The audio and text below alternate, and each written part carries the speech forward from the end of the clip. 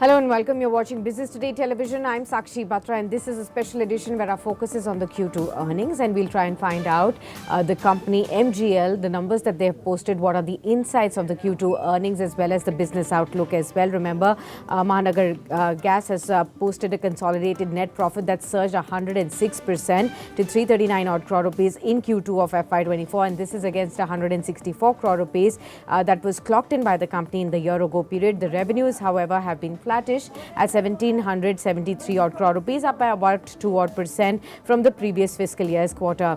EBITDA, the operational profit, meanwhile, has soared 89% on a year-on-year basis as well to 479 odd crore rupees. Now, what we've also seen is that the EBITDA margins have stood at 30.5% for the company as compared to 16.2 odd percent in the corresponding period of the previous quarter as previous fiscal as well. Let's now get in the top management to get us more insights from the earnings. Mr. Ashu Singal joins in. He's the Managing Director of Mahanagar Gas Limited. Welcome, sir, and thank you so much for taking the time out for this discussion. Very strong profit numbers this time around. Tell us and our viewers as well what has really contributed to this strong growth, both operationally as well as in the bottom line for you. Yeah, very good afternoon. The last year quarter Q2 versus this year Q2, the main difference is the cost of procurement of gas was very high last year. And that has resulted into, the top line is more or less same in terms of revenue of both the quarters, but the bottom line in the terms of expenditures and the cost of procurement was much higher. And that has resulted into higher margins this quarter, as well as first quarter also was good because of one reason that the gas which we were procuring was at much higher prices, but there were certain government initiatives in terms of HPHT gas allocation as well as APM reduction in prices, which has helped us in terms of managing our portfolio in a better manner. Okay. Sir, could you also help us understand on the margin front, there has been a strong jump as well. And is this going to be a sustainable margin for you for the rest of the quarters for this fiscal year? Yeah, if you see the whole last year, the margins were in 9.5 rupees. But if you talk about the last quarter, we were clocked around 16. This time, I'm talking about EBITDA per SCM. Sure. And right now it is 14.5 rupees. So which is slightly higher than what we have been traditionally trading, getting the margins of around 9 to 10 rupees. And once it has gone to 11 rupees. So this year, we expect that the margins will be better as compared to previous years and could be in the range of maybe 10 to 13 rupees by the end of the year. So this is again, several steps have been taken to ensure that although the whatever benefits the government has given in terms of APM allocations have been fully passed on to the customer in terms of we were the company which reduced the maximum price in April when the APM price ceiling was revised, as well as HPHT was again given in February, and recently from 1st October, we have again reduced our CNG prices. So we have been passing on the benefits. However, we have taken certain steps for our procurement strategies, which has resulted into good margins. Okay.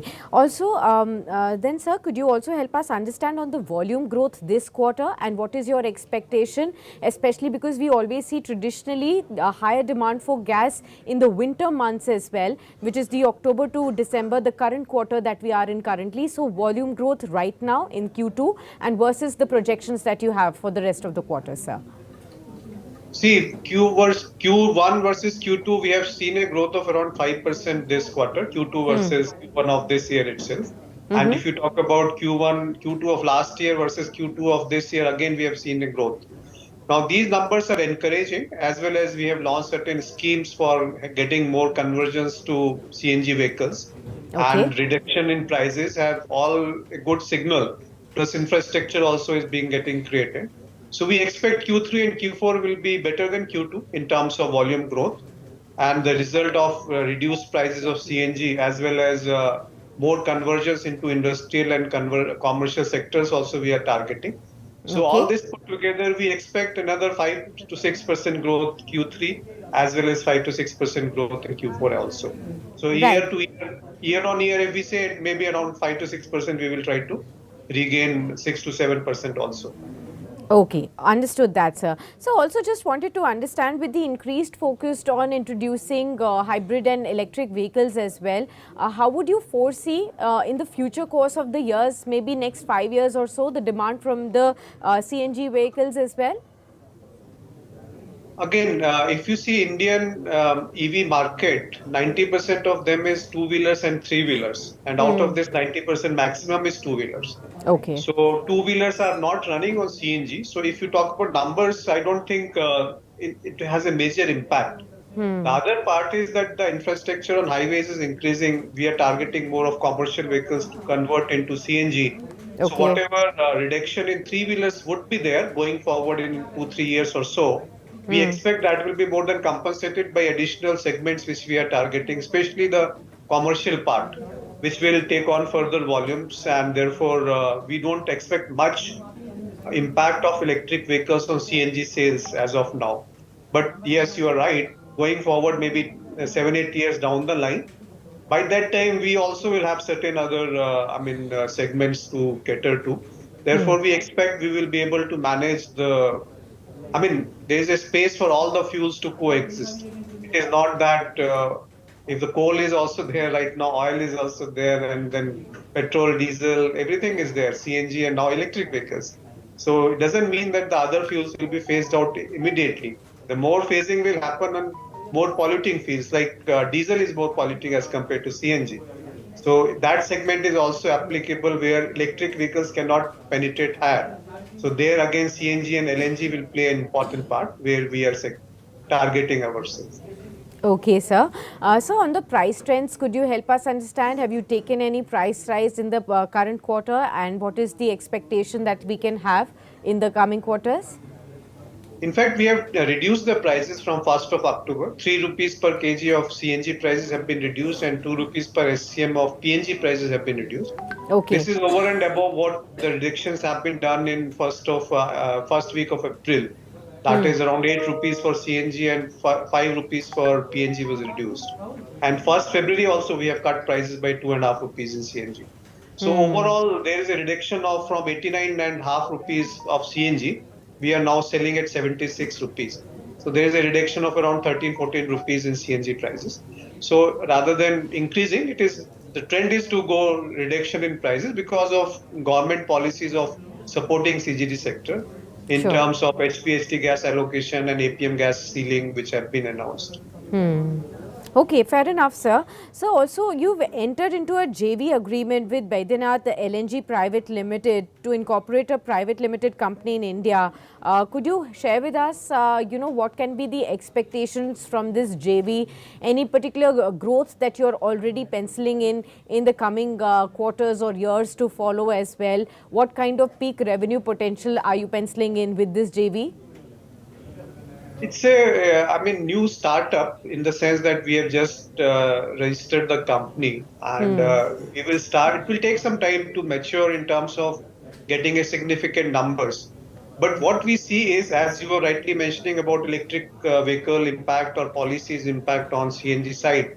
So we want to develop this as a segment which can more than compensate for whatever loss in case, if any, to the segment of EV or other competing fuels. Because LNG is one segment where heavy trucks like 20, 30 tonners and above, there is no big alternative to diesel.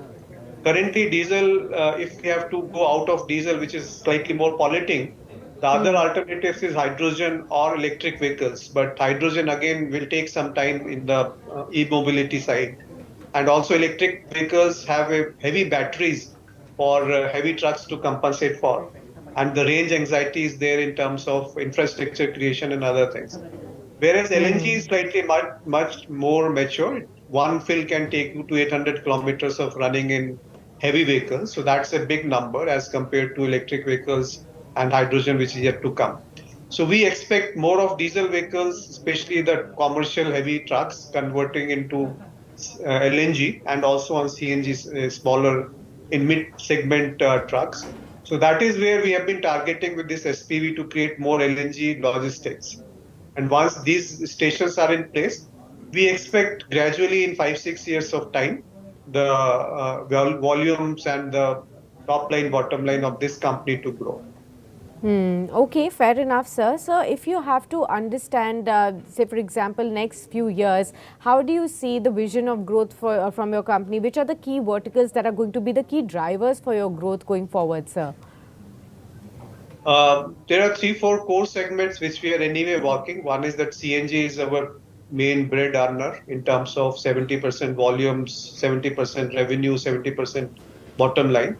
The other is domestic PNG connections, where we have given significant focus to convert more and more domestic households into PNG.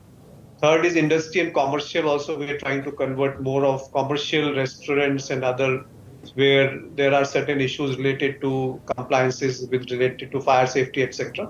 We are trying to get those things in place and trying to get more conversions from LPG to PNG. The new segments will definitely be LNG in long haul, which is a SPV which we have created. There is also an MOU which we have signed with BMC for CBG, compressed biogas, which is another thing which we are very excited about because it will reduce our carbon emissions and help the Mumbai city in terms of waste management, as well as at the same time producing energy which can be used in CNG and PNG. Other areas also we are exploring in terms of our strategic initiatives, which as and when they mature, we will let the market know about it. Okay, sir.